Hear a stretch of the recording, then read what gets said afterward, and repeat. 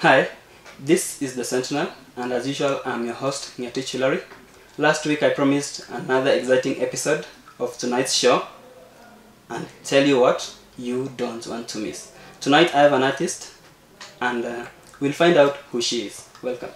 I am Lucy Monday. I am a student at the Moi University. I am taking communication and public relations. I am in my third year. Thank you. Can you tell us about your art? Oh, I make shaggy rags. Yeah, of different, they're custom made actually. You can, whichever design you want, whichever color you want, I make. What exactly, what's shaggy rags? Because if you talk to a layman, shaggy rags, what do you mean? Shaggy is just just what it means. Shaggy. They are mats, but they're different from the other mats. They're thicker. They have different color combinations. So yeah, they're called shaggy. Okay. Yeah. And you have mentioned that you are a communication student. Yes. And public relation. Yeah.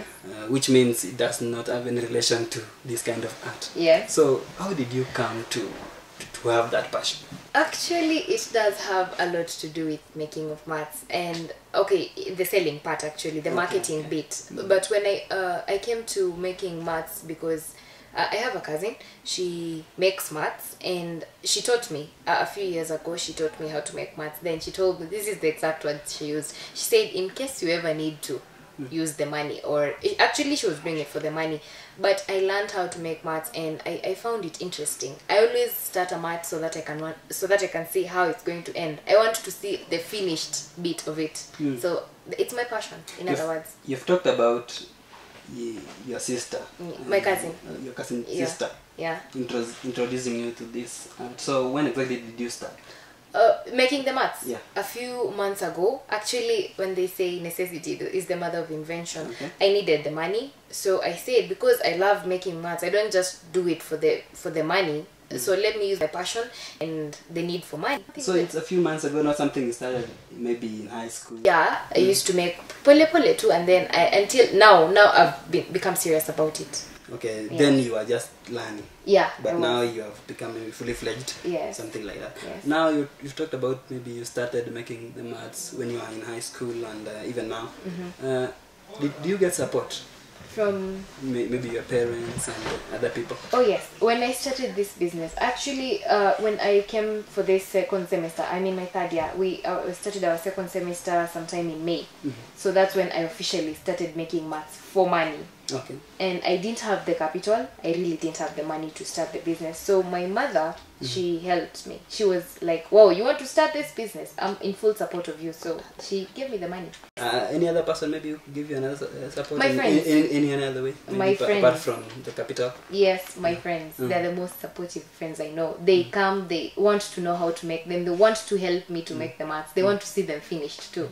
So yeah, they are a big part of it. So your friends are also part of it? Yes. Have you maybe tried to teach them how to do it? Yes, I have. What was the outcome? Amazing. They love it. Actually, when they come by my place, they ask, do you have any mat you're making? So we can help. So yeah, they love it. And where do you do this? Because, well, do you do it in your room or where? I do not have a mat studio. I just make them from my room. Yes, actually, but I do carry them to class. When the class bounces or when the class is over and I have another class like in 2 hours, and I make them. I make my mat. 2 hours is a lot of time.